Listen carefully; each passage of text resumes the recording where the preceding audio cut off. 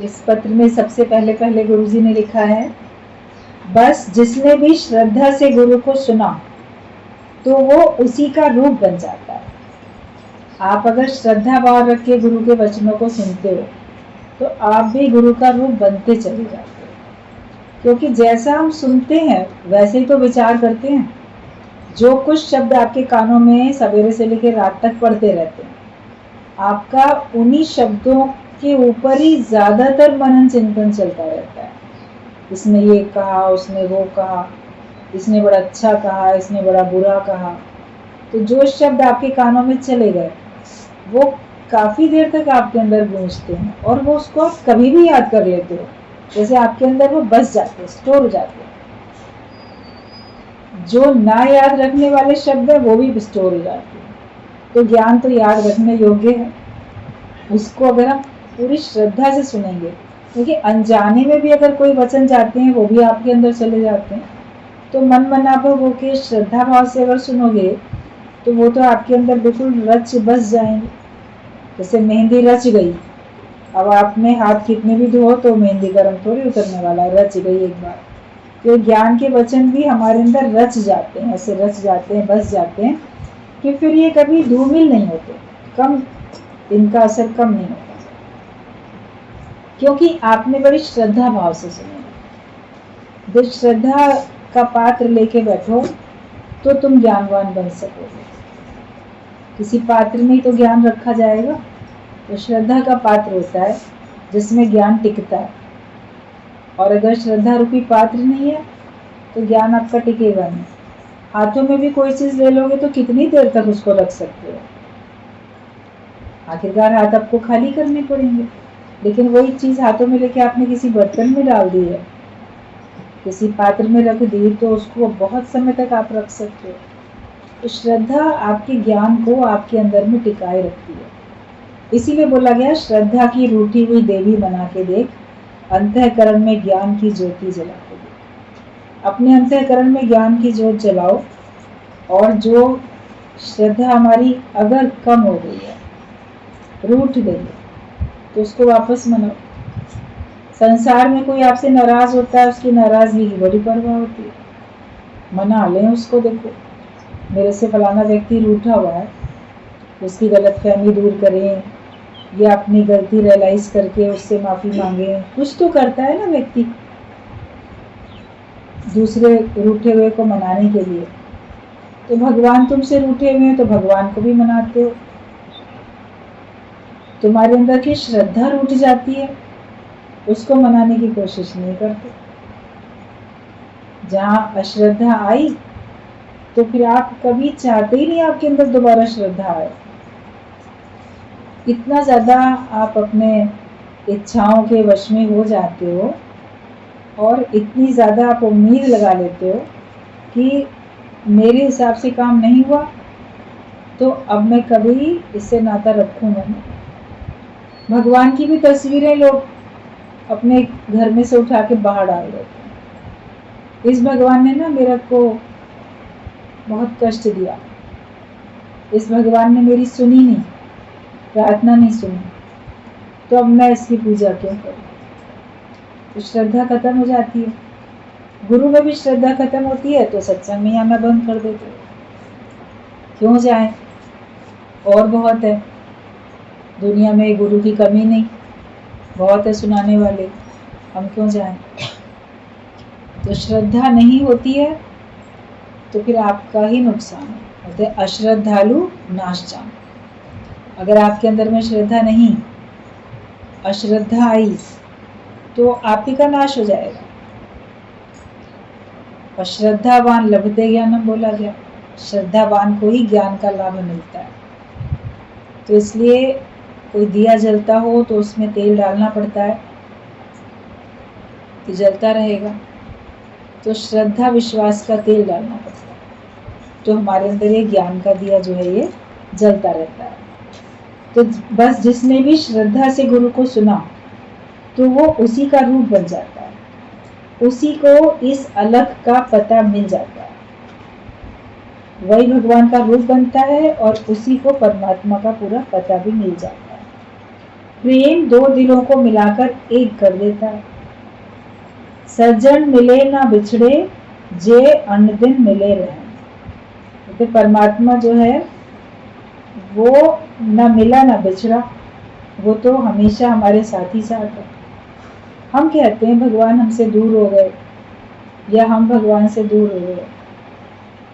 आत्मा परमात्मा दूर रहे बहुकाल, सुंदर मेला कर दिया जब सतगुरु मिले दनाल। ऐसे कहने में आता है क्योंकि गुरु ही हमको उसको वापस हमारे लिए प्रकट करके देता है। था तो वो पहले से भी हमारे साथ, मगर हमारी आंख पे पर्दा था, मोतियाबिंद का पर्दा तुम्हारी आंख पे था, तो सामने चीज होते हुए तुमको नजर नहीं आती थी। अब कोई उस पर्दे को हटा देता है डॉक्टर, तो आपको दिखने लगता है सब कुछ साफ साफ। तो ऐसे ही गुरु भी हमारे आवरण जो ऊपर से आ चुके हैं उनको हटा देता है, पर्दे हटा देता है। तो भगवान तो पहले ही था, कहीं दूर थोड़ी था जहां से ला के दिया, सामने था प्रत्यक्ष। भजन की लाइन चल रही थी ना, नयन जो उल्टे कबीरा तो सामने सन्मुख खड़ा। भगवान तो हमारे सामने ही खड़ा है, बस हमको अपनी नजर पलटनी थी। माया देख रहे थे, अब पलट के भगवान देखना। माया को देखना बंद करो, नाम रूप को देखना बंद करो, तो तुमको भगवान दिखने लग जाएगा। उसी में आप पहले नाम रूप देखते हैं, जगत देखते हैं, और उसी में अब आप भगवान देखते हैं। इसी संसार को पहले संसार करके देखते थे, अब इसी संसार को भगवान करके देखते हैं। दृष्टि तो पलट गई ना, बदल गई ना, आपकी नजर बदली तो नजारे भी आपके बदल गए। तो ये सब होता है प्रेम में।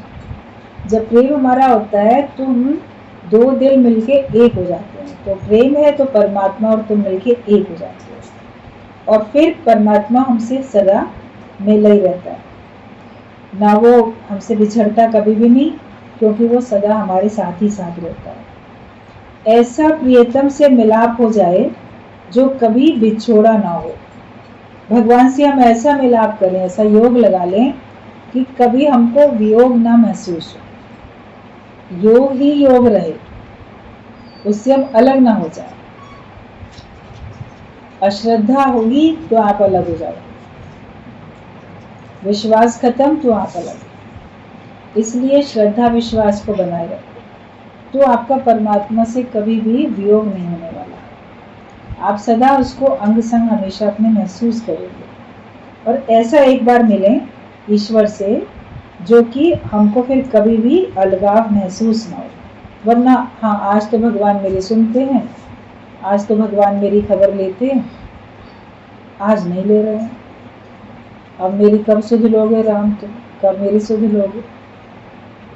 या अब हम भगवान से दूर हो गए, तो ना तुम दूर हुए और ना भगवान की दृष्टि तुमसे हटी। हमारे ही भाव है, अपनी भावना अनुसार हम कभी अपने को नजदीक, कभी अपने को दूर हम करते रहते हैं, अपनी भावना अनुसार। तो भावना अपनी ठीक करो, और ऐसा अपने अंदर में एक विश्वास जगा लो कि हमारा प्रेम ऐसा है जिसमें कभी वियोग है ही नहीं। इस प्रेम में वियोग जुदाई है ही नहीं। परमात्मा तो अंग संग है, कण कण में है, बल्कि तुम ही नहीं हो, तुम गुम हो और भगवान ही भगवान। सदा बसत हम साथ, वो सदा हमारे साथ ही रहता है।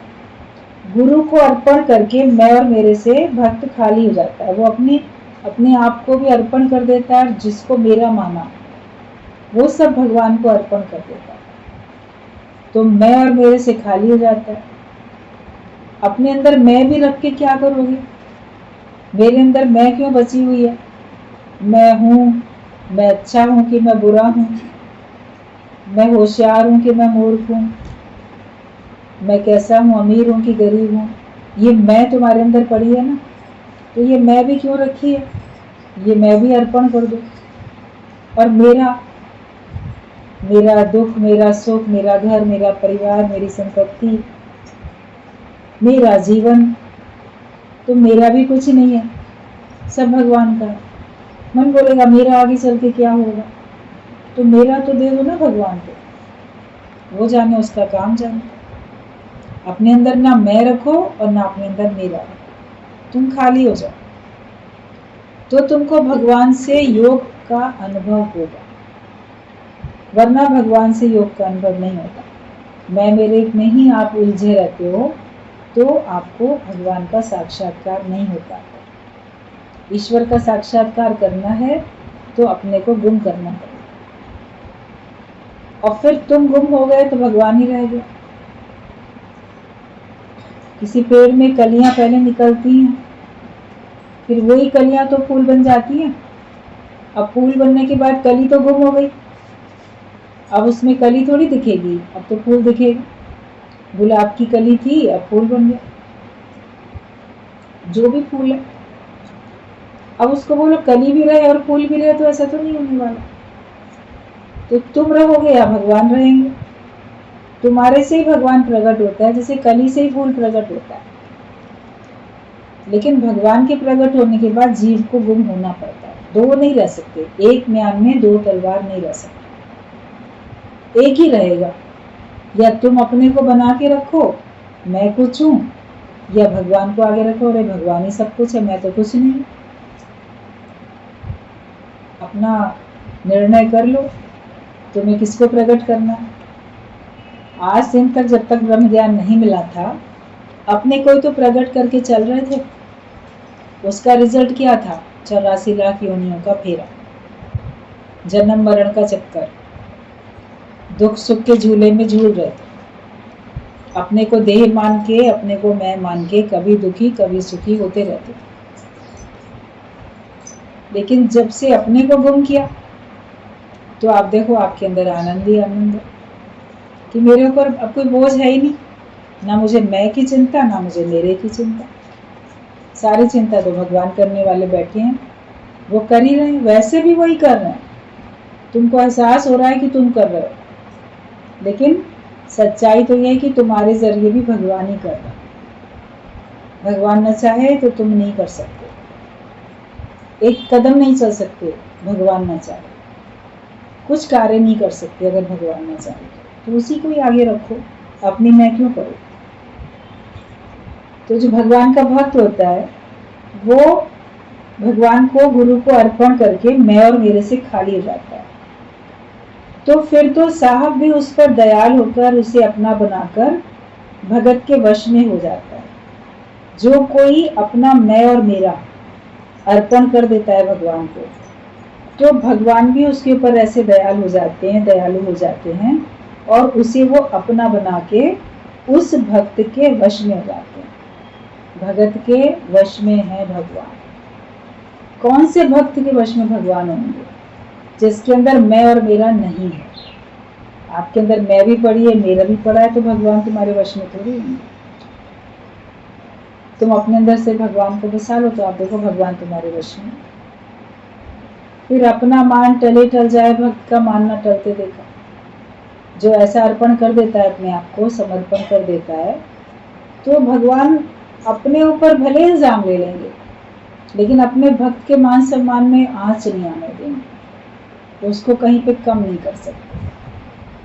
अपने भक्त की तो भगवान फिर रक्षा ही करता है, प्रतिपालना करता है हमेशा, और वो उसके वश में हो जाता है। भक्त फिर जो बोलता है, जो सोचता है, भगवान वैसा कर देते हैं।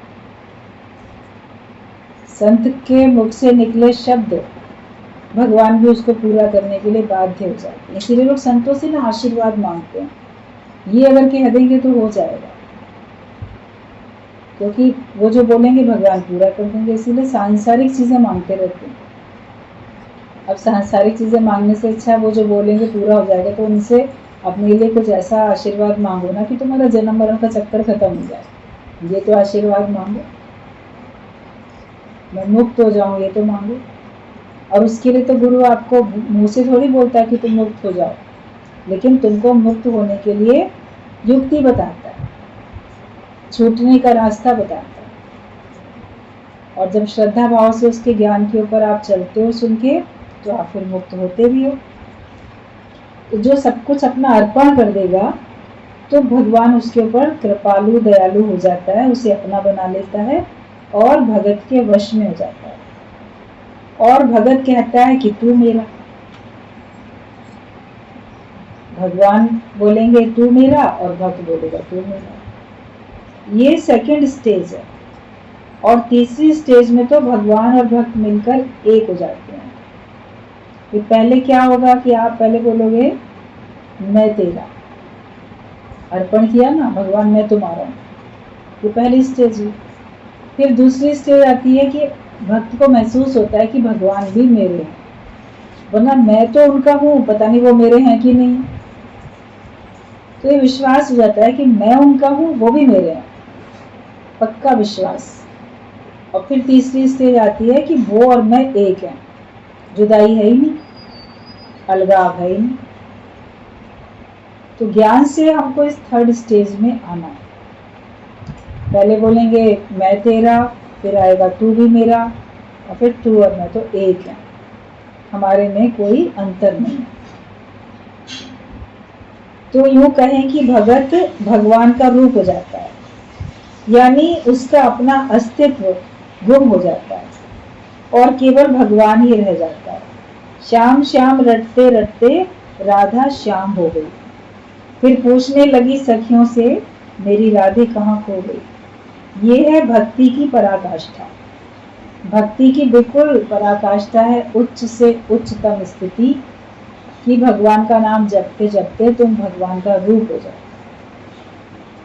राधा एक दिन भगवान के ध्यान में ऐसे बैठी थी, भगवान के ध्यान में, और ऐसा भगवान का जैसे जाप जप रही थी, तो उसको लगने लगा कि जैसे मैं भगवान ही हूँ, कृष्ण ही।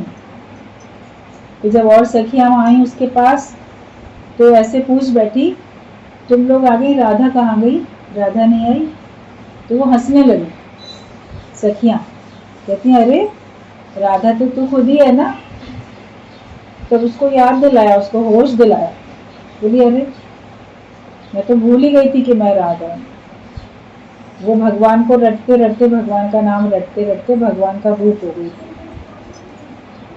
तो ऐसी स्थिति भी तो हो कभी, तू करता तू रहा, भगवान तुम ही हो करते तुम ही रह जाओ और मुझ में मेरी मैं ना बचे, भेद सारा मिट जाए। तो ये भक्ति की पराकाष्ठा है, अभेद भक्ति, अव्यभिचारी भक्ति योग, जिसमें दूसरा रह ना जाए, भेद कुछ ना रह जाए, वरना तू अलग मैं अलग, ये भेद है। तो ये ज्ञान हमारा अभेद भक्ति का है, जिसमें न तू न मैं, न हम न तुम, एक ही एक है। हमें एहसास होता है कि अलग है, लेकिन तुम ये तर्क से देखोगे तो जानोगे कि सब एक ही तो है। और सर्वत्र मेरा अपना आप है, हर रूप में मैं ही हूँ। किसी रूप में आप सुजाग हो, किसी रूप में आप सोए हो, आप अपने ही रूप को जगा रहे हो। किसी और के ऊपर आप कृपा नहीं करते, आप अपने ऊपर ही कृपा करते हो। आप अपनी ही परीक्षा खुद ले रहे हो, कोई दूसरा तुम्हारी परीक्षा नहीं ले रहा है, लेकिन आप स्वयं अपनी परीक्षा ले रहे हो, अपने को नंबर तुम खुद दे रहे हो। जो हो रहा है वो तुम्हारी ही मर्जी से हो रहा है। ये भी नहीं बोलता भक्त की भगवान तुम्हारी इच्छा से हो रहा है या फलाने की इच्छा से होता है। वो जानता है कि जो भी कुछ होता है वो उसके लिए मैं ही नहीं सोचा है, मेरे ही कारण से हो रहा है। जो हो रहा है मेरी इच्छा से हो रहा है, ये भी मेरी मर्जी है। सुख में तो बोलोगे मेरी मर्जी है, दुख में नहीं बोल पाओगे। कष्ट मिले तो आप बोलोगे हाँ मेरी मर्जी है ऐसा, बोलोगे मेरी तो मर्जी बिल्कुल भी नहीं है ऐसा। बोलोगे भगवान की मर्जी थी ऐसा हो गया। किसी की मृत्यु हो जाएगी, अरे भगवान की मर्जी के आगे किसकी चलती है, भगवान की मर्जी थी ऐसा हो गया। तो बोलोगे मेरी मर्जी थी ऐसा हो गया, सोच भी नहीं पाओगे, बोलना तो बात अलग है। लेकिन जो कुछ हो रहा है वो परिवर्तन है, और वो परिवर्तन जैसे मेरी मर्जी से हो रहा है, उसमें मेरी भलाई छिपी हुई है, मेरे अतिरिक्त दूसरा है ही नहीं कोई। तो दोष किसको दें? जब सब जगह अपना आप है तो हम किसको दोष दे सकते हैं? ये हमारी अभेद भक्ति होती है, जहाँ पे भेद कुछ नहीं रहता। और अव्यभिचारी भक्ति कि भगवान के अतिरिक्त किसी और का सहारा हम लेते नहीं, भगवान के अतिरिक्त किसी और को प्रेम हम करते नहीं। अगर हमें अलग कुछ दिखा भी ईश्वर से अतिरिक्त, तो उससे मेरा कोई प्रयोजन नहीं है। मुझे काम ईश्वर से, जगत रूठे तो रूठन दो। अगर जगत दिख भी रहा है, मान लो वो स्टेज नहीं आई कि आपको सर्वत्र भगवान दिखे, आपको जगत दिख भी रहा है, तो भी अव्यभिचारी भक्ति कि मुझे तो केवल भगवान का आधार लेना, मुझे अपनी देह का सहारा भी नहीं लेना, मुझे धन का सहारा भी नहीं लेना, मुझे किसी और का भी आधार नहीं लेना, गुलाम नहीं बनना माया का, लेकिन मैं केवल एक भगवान के आश्रय पे चलता हूँ। तो ये अभेद भक्ति अव्यभिचारी भक्ति योग है, जिसमें दूसरा रह ना जाए, दूसरा भाव ना हो। जब दूसरा नहीं है तो विकार भी नहीं रहते।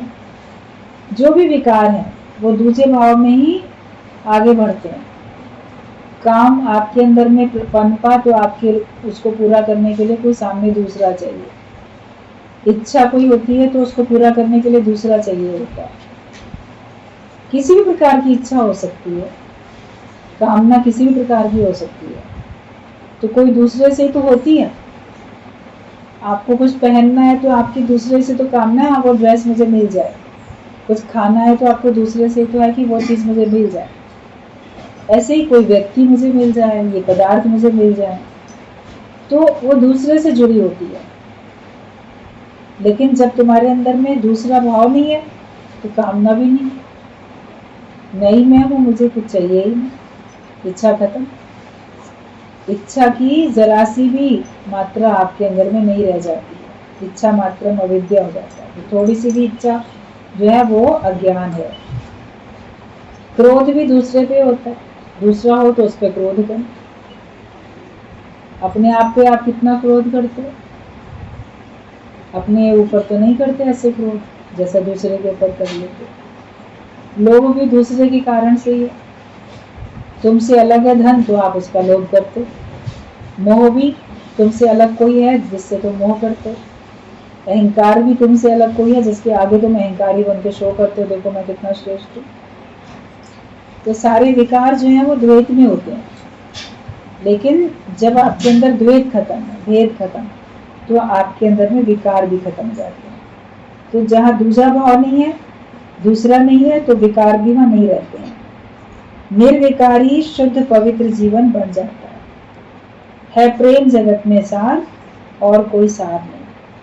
सारे संसार में जो सार है, संसार में सार क्या है? सार केवल शुद्ध पवित्र ईश्वरीय आत्मिक प्रेम, कहते हैं प्रेम जगत में सार। इस प्रेम की भावना में सबको रहना। प्रेम के अतिरिक्त कोई दूसरी भावना तुम्हारे अंदर रह ना जाए। ऊंचे नीचे की, श्रेष्ठता की, हीनता की भावना, किसी प्रकार की भावना नहीं रहनी चाहिए। बस प्यार ही प्यार है सबको। जिधर दृष्टि उठी, जहाँ गई, जो सामने दिखा, बस प्यार ही प्यार है।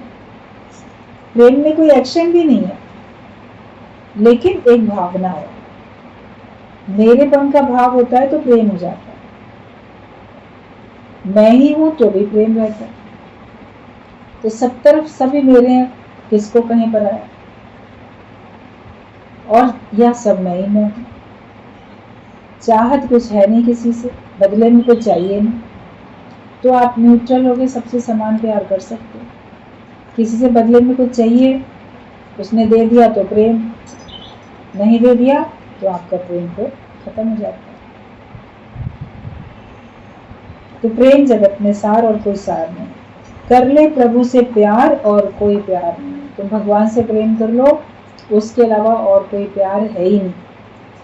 आप संसार से प्रेम करते हो, वो प्रेम नहीं होता, केवल नाम होता है प्रेम का, लेकिन वास्तव में वो प्रेम नहीं है। आकर्षण है, आसक्ति है, लोभ लालच है, कुछ न कुछ और भावना है, लेकिन प्रेम नहीं है, क्योंकि उसमें लेने की भावना है और प्रेम में तो देने का भाव होता है। दुनिया के प्यार में तो केवल धोखा ही धोखा है, वो कोई सच्चा प्यार नहीं है। सच्चा प्यार वो है जिसमें गुरु केवल देता रहता है, जहाँ वो हमको दे रहा है, वो प्यार है सच्चा। गुरु पलट के हमसे उम्मीद नहीं करता कि तुम हमें प्रेम दो, वो तो अपना प्रेम हमें देता रहता है। और ये उसका प्रेम है जो हमको वो दुखों से, परेशानियों से, माया से, कर्मों से, विकारों से सबसे बचाता रहता है, सबसे छुड़ाता है, अज्ञानता से छुड़ाता है, हमको ज्ञानवान बना रहा है, बिना हमसे कोई उम्मीद किए, बिना हमसे कोई पाई पैसा लिए। वो हमारा जीवन शुद्ध पवित्र बनाने में लगा हुआ, वो हमारे आवागमन के चक्कर को काटने के लिए मेहनत कर रहा है। तो ये उसका प्यार है।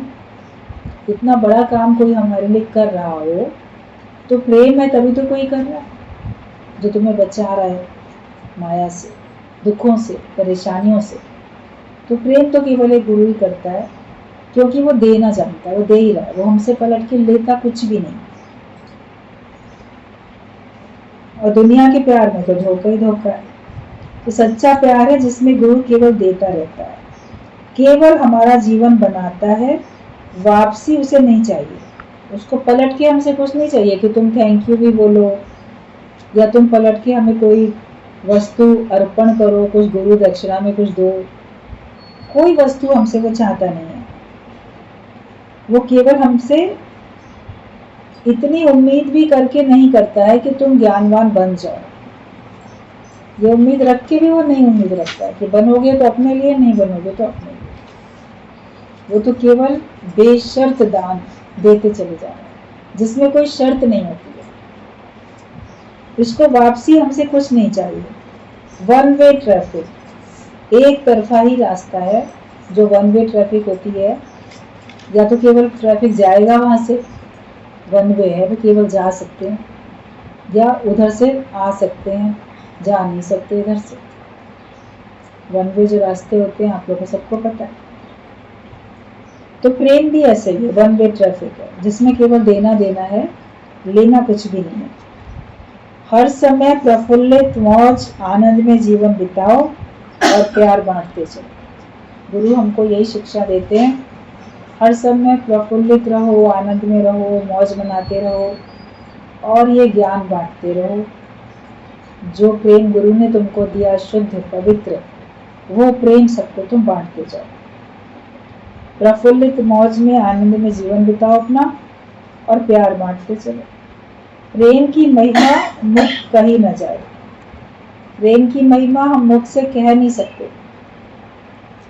उसकी महिमा का गुणगान कितना भी करोगे तो भी बहुत कम है। कहने की बात ही नहीं है, महसूस करने की बात होती है, ये कहने की बात नहीं है। जिसने अपने को मिटाया उसने खुदा को प्रकट कर दिया। इस राह पर चुस्ती रखनी जरूरी है, सुस्ती का तो कोई काम ही नहीं। जो ज्ञान के मार्ग पे आप आए हो तो आपको तत्परता होनी चाहिए, लगन होनी चाहिए और एकदम चुस्ती रखो, फुर्ती रखो। सुस्त वालों का सौदा नहीं होता ये।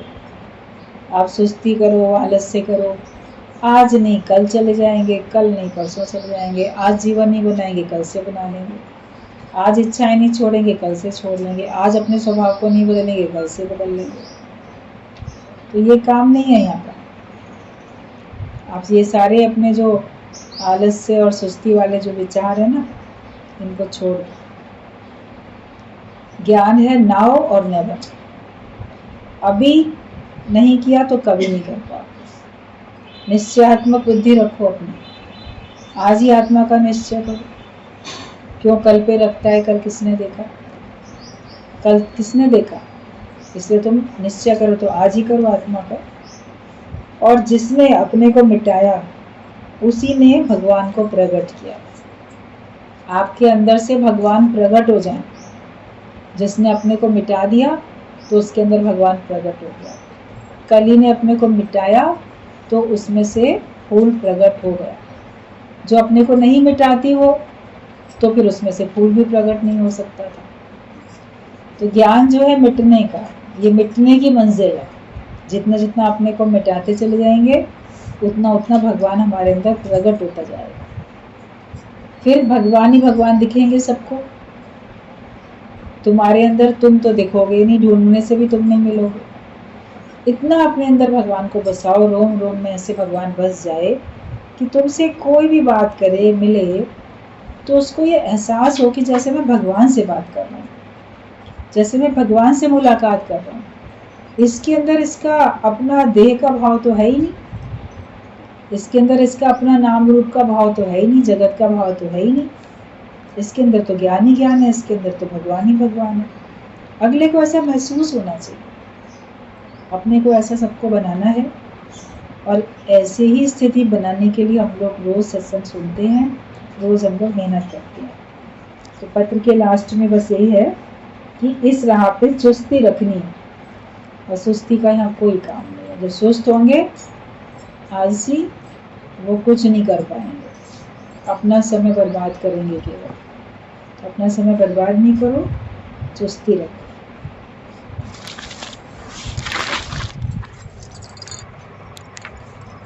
क्या बता रही हो गीता जोशी?